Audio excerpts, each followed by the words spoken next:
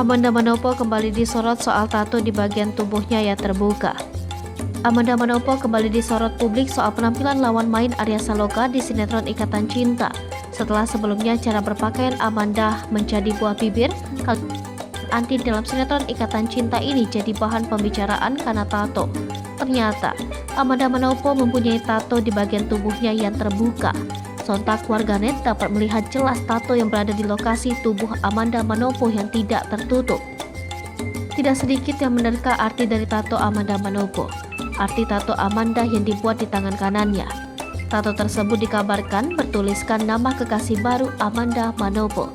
Hal tersebut terungkap dalam unggahan di akun media sosial.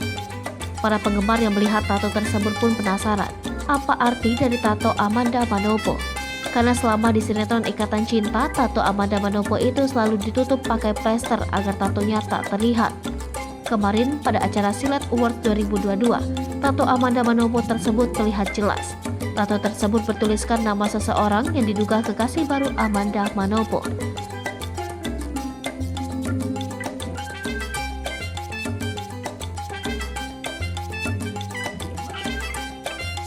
Melansir laman Instagram @itsme.mandaskatik diunggah foto tangkapan layar lengan dari Amanda Manopo bersama Farah Sakila.